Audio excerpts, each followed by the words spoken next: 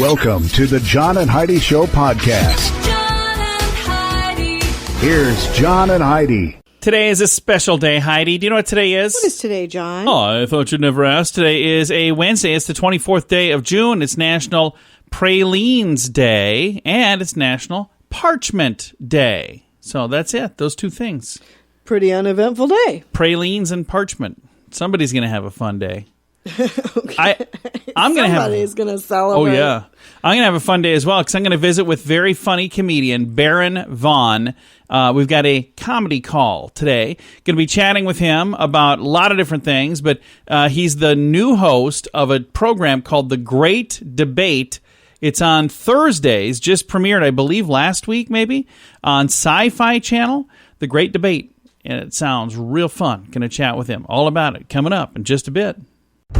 Many people have dabbled in the stock market for their very first time ever this year. If you're new to the market, but you don't want to learn things the hard way and the expensive way, I encourage you to subscribe to this free newsletter. You can get the inside track with Wall Street's brightest minds delivered directly to your inbox every day at marketbeatminute.com. Subscribe for free. If you change your mind, just unsubscribe. Sign up for free right now at marketbeatminute.com. That's marketbeatminute.com. Now, surveys and studies and such brought to you by BetterCreditCards.com. According to a survey, bad breath apparently is the most embarrassing thing that can happen on a first date. I beg to differ. I very definitely beg to differ. I might say that it's one of the most common things that would be embarrassing. Definitely not the most embarrassing. Oh, no. No, you could rip your pants. That would be more embarrassing than bad breath. You could light a basket of bread on fire accidentally. Not saying I know anybody in this studio who did that. It was not our first date, but it was one of our first dates. And you still stayed with me. Yeah, they had a fancy bow tied to a bread basket. She pulled it over and had the thing right over the candle and caught our table on fire. That was maybe a little more embarrassing than bad breath. Yeah, thanks for listening to the John and Heidi Show. Some credit cards have really high rates or big annual fees. Usually, people sign up for these when it's all they qualify for. If that sounds like you, it may be time to get a better credit card. Over time, your situation changes, and you may qualify for a better credit card. Your current card hopes you don't think about it, but our site shows you many options to see if there's a better credit card for you. Check it out for free at bettercreditcards.com. That's bettercreditcards.com. This is your Brain on Drugs, brought to you by Time4Rehab.com. According to the police department in Florida, man is behind bars after he became violent at an outdoor church service. Okay. Knocking the pastor and other churchgoers to the ground. What the heck? Because he thought the church service was just too darn loud. Officers were called on a Sunday morning to reports of a physical fight happening at a church service. They arrived, they found 34-year-old Alan Cheeseborough resisting the arrest of other officers who had already responded to the scene. Cheeseborough was furiously resisting officers, positioning his hands to avoid cuffs, and then swinging his legs to so leg restraints could not be used. At the scene, they collected statements from the incident. Cheeseborough was arrested on multiple incidents, including disturbing a religious assembly, resisting officers without violence, battery, and possession of drug paraphernalia. Shocker. Wow. He's being held without bond. That is such a weird story, but that is what happens when your brain is on drugs. Now, big screen, little screen, brought to you by ChannelSurferTV.com. Stephen King is considering the idea of writing a Friday the 13th novel from the perspective of the killer, Jason Voorhees. That's not his story. Why would he be writing that? That is not his story. I don't understand why he's even getting involved in that. Right, he was out of ideas. Well, I don't know about that, but that really is confusing to me. The season finale of the docuseries Disney Gallery, the I can't say it now. Maladorian? Am I saying it right? I have no idea. idea. It's the Star Wars things. I got a whole lot of people yelling at the radio right now.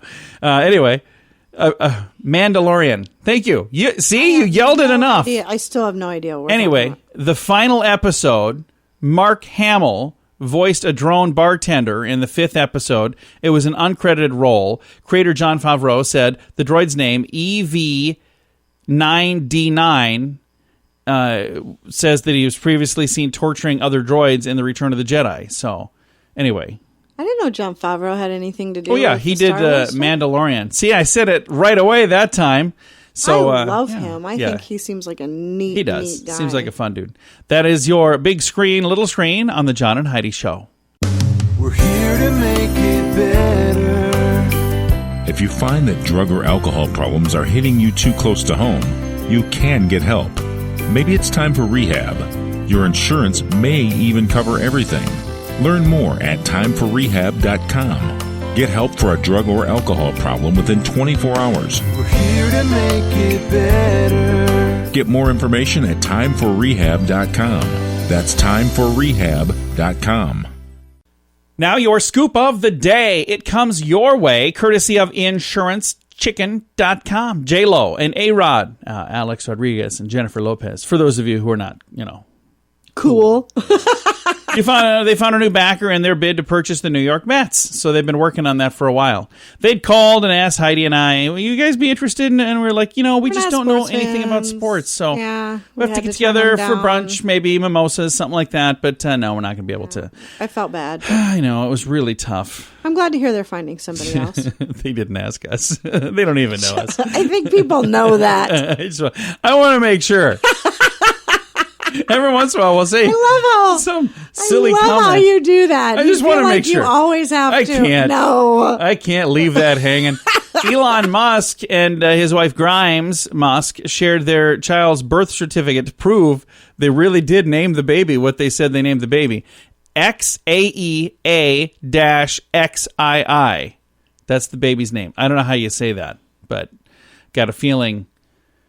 Yeah, I'll be nice. I got a feeling kids can get picked on. But then again... I don't think so. He's you don't think Elon so? Musk's kid. I don't think anybody's going to be picking on anybody. Yeah, it's probably going to be. But it's a weird name.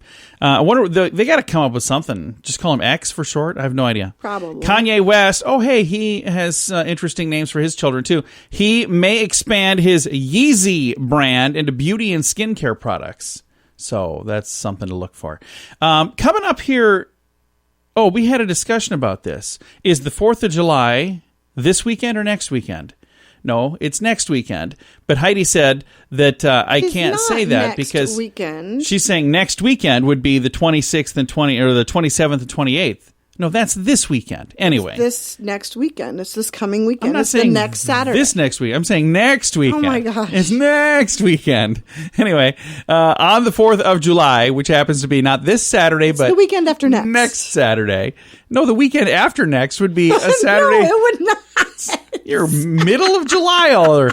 Anyway, Nathan's 4th of July hot dog eating contest is going to take place without an audience this year because of COVID concerns. But they're still going to have the folks chowing down on the dogs.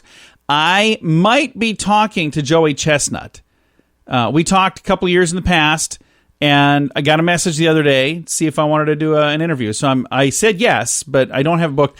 And I never, ever mentioned that I'm going to line something up. Now it's going to fall through because I mentioned it. Who is Joey Chestnut? The champion. He's the hot dog eating champion of the world. You say that as if everyone else everybody knew knows. that. There's people wearing Joey Chestnut T-shirts right now that are listening. Absolutely not. There's probably somebody.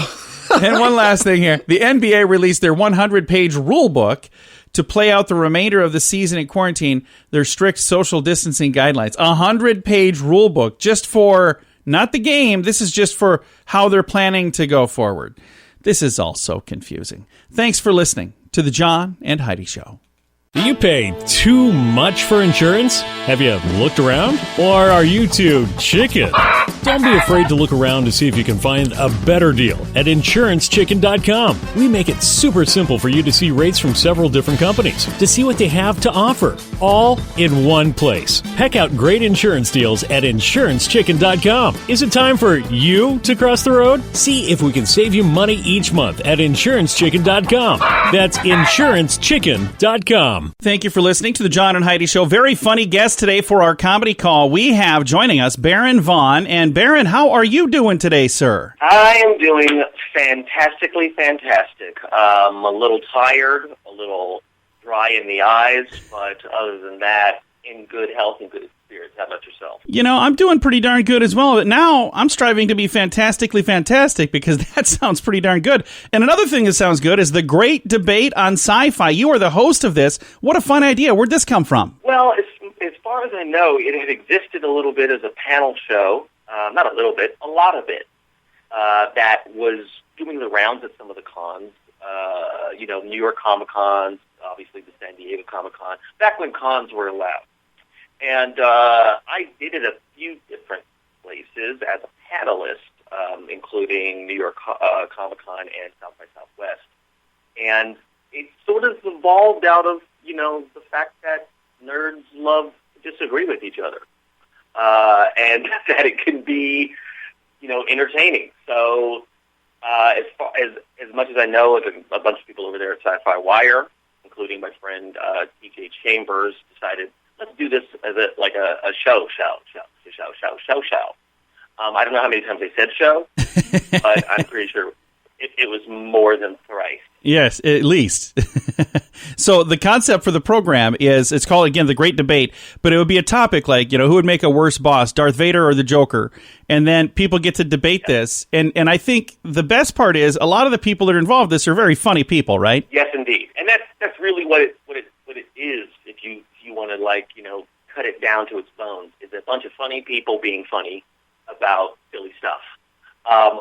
But, we're nerds, so it's not as silly to us to debate some of the things like, which, if you were a superhero, if you had superpowers, which universe would you rather be in, the Marvel Universe or the DC Universe? Oh, and yeah. Of course, this opens up to, well, do you mean the movies? Do you mean the comics? Kind of stuff like that. So there's always, interesting follow-up questions and just people kind of trying to, convince the other why their choice is better. Now, in addition to the program, The Great Debate, you've done other TV programs and movies, but you've got a comedy career that has been absolutely amazing. How long have you been performing stand-up comedy, sir? About 18 years, if not a little longer.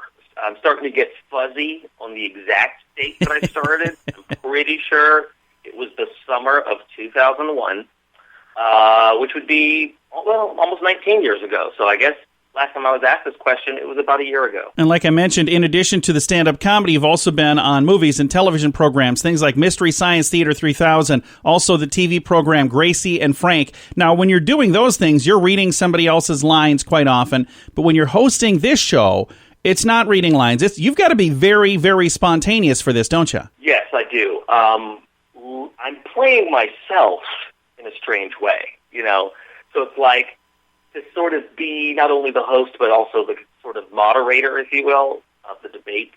I'm me. A lot of the people that are on the show are close personal friends.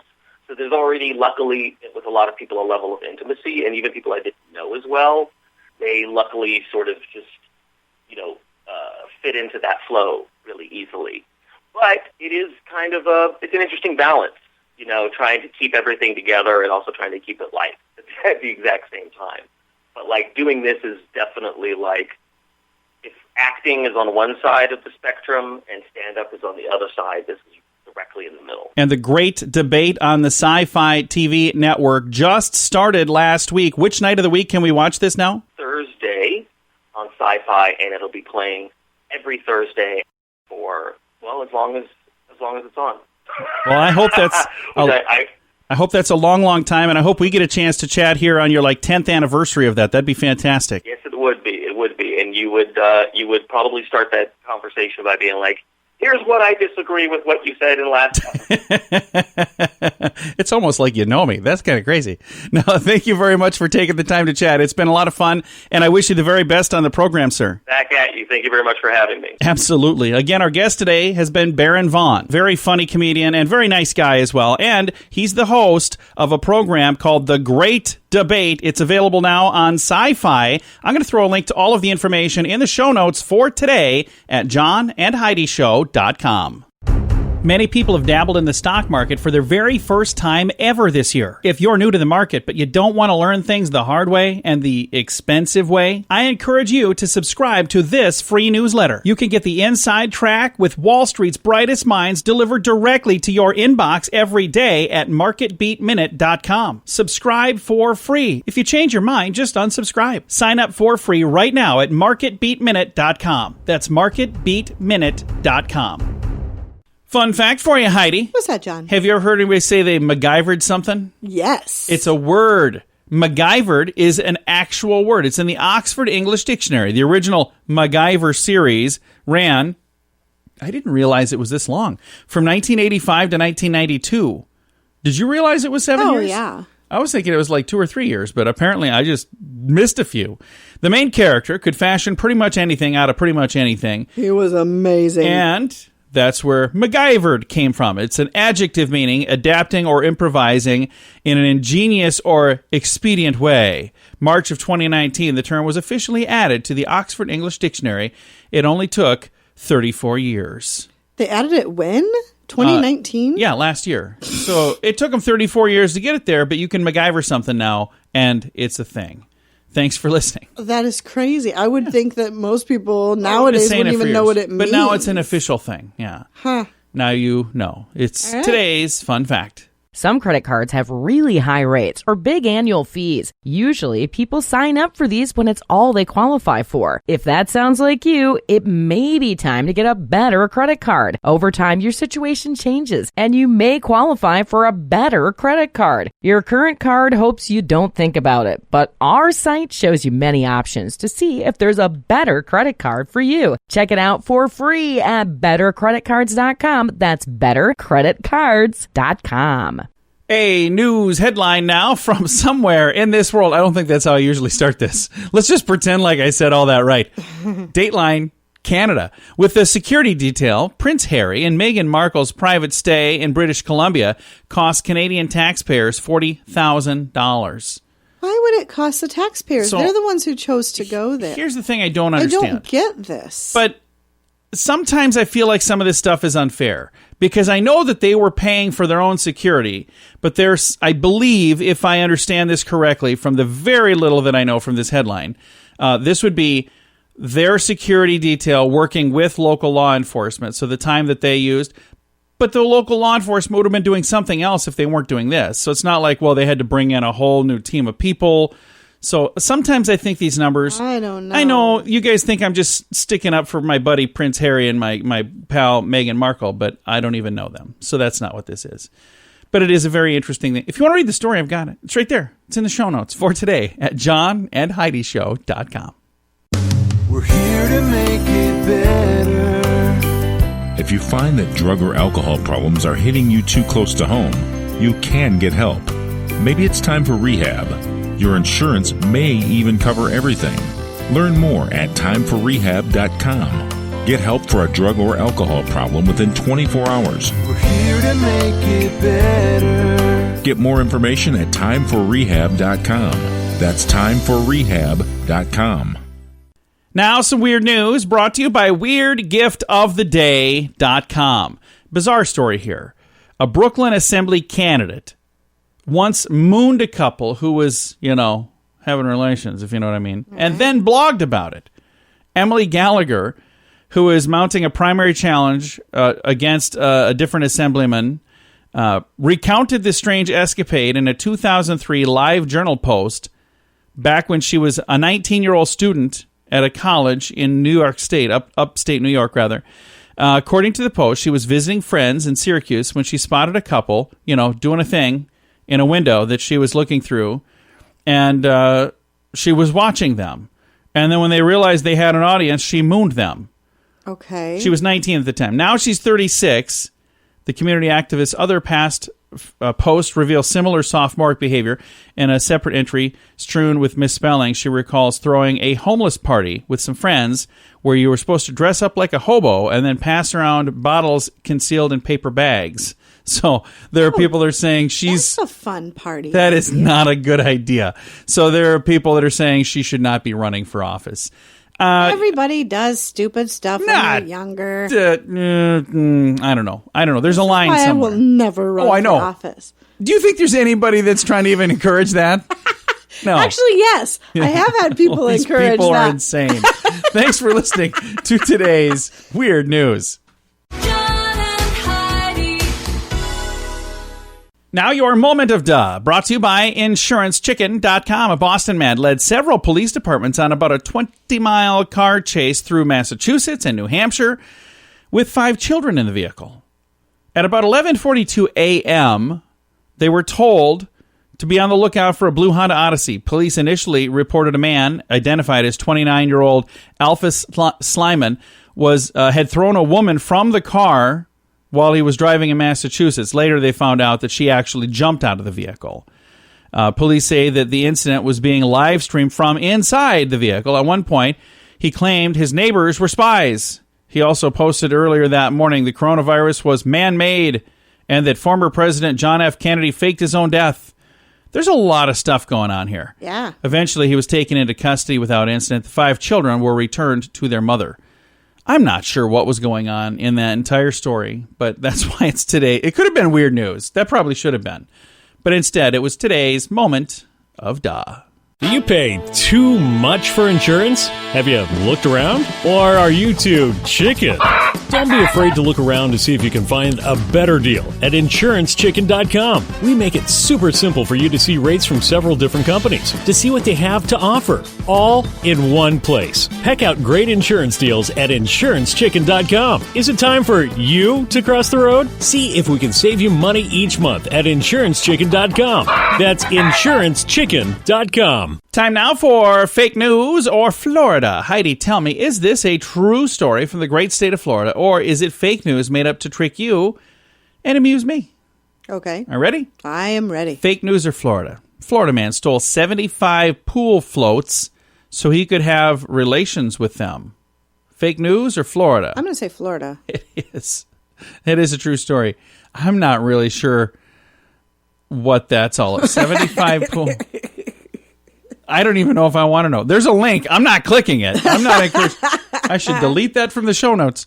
No, I do have it. By the way, I've got a person who sent me a really nice, I'm pretty sure it was a fake news or Florida story.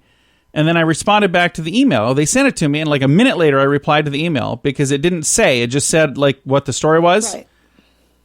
But then it didn't say if that was why they sent it. Okay. So it didn't say Florida anywhere in there. So I'm like, I don't know if that's fake news or Florida. So I replied right away, never heard back. So interesting. I don't know. Maybe we'll use it anyway. But that's not this one. This has been fake news or Florida. John and Heidi. This portion of the John and Heidi Show is brought to you by the John and Heidi Show. That sounds kind of funny, but it's true. Go to your local radio station and ask them to start carrying the John and Heidi Show. Here's the best part. They can carry the show for free. They play a couple commercials, but it doesn't cost them anything every month. So if you know a radio station that could use a little bit of help, send them our way. Send them to johnandheidishow.com. Again, johnandheidishow.com. We would love to do a radio program in your community. Then you could listen to the podcast and listen to us on the radio. John and Heidi. We always like to wrap things up around here with good news, and I think this is good news. It comes your way courtesy of giftcardchallenge.org. And I got to tell you, we are getting pretty darn close to the end of our gift card challenge. And it's not because like people don't want to do it. We've had a lot of people doing it, and I hope that it keeps going on its own. But was just notified we're going to officially quit promoting it anyway at the end of June to see then if it'll just kind of, what is it called, have legs and take on a life of its own. Yeah. So we'll see what happens. So I'm not telling you that you need to stop doing things, but we're going to stop talking about it here at the end of this month. Here's the good news for today.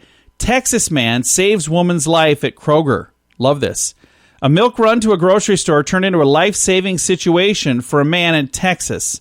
Justin Thomas said he stopped by a grocery store to get some milk for his twins, and he heard somebody screaming. He said, I heard somebody scream, so I moved toward the direction of the scream, and I saw a lady laid out on the floor. Relying on his former medical background and 10 years of service with the U.S. Coast Guard, he immediately began CPR. Wow. The woman appeared to be having a cardiac arrest, or to be in cardiac arrest. I'm sorry, I said that wrong, I'm sure. He and another customer in the store took turns administering chest compressions until paramedics arrived. He said he has since heard from the woman's family. The doctors told her that if it wasn't for the quick actions by this dude and that other customer, she probably wouldn't have made it. How cool is that? She was very fortunate that they were there. I just saw someone in need, he said. I didn't even think about it. I just jumped in to help. Afterwards was kind of strange, like a strange feeling. Like I have all this adrenaline and I still had to go get milk. So, we had somebody fall in our yard and we had 2 nurses in our yard within like 12 seconds. It was the most amazing thing. So there were 2 nurses that just happened. One was right next door. One was walking past and a lady fell on our sidewalk and it was like boom, boom, boom. Everything was done. It was so crazy. So in a good way, very good way. But I've got a link to this story if you want to see it. It's in the show notes for today at johnandheidishow.com. Time to say goodbye, Heidi. Goodbye, Heidi. Goodbye, everybody. Have a great day. Thanks for listening to the John and Heidi Show on a Wednesday.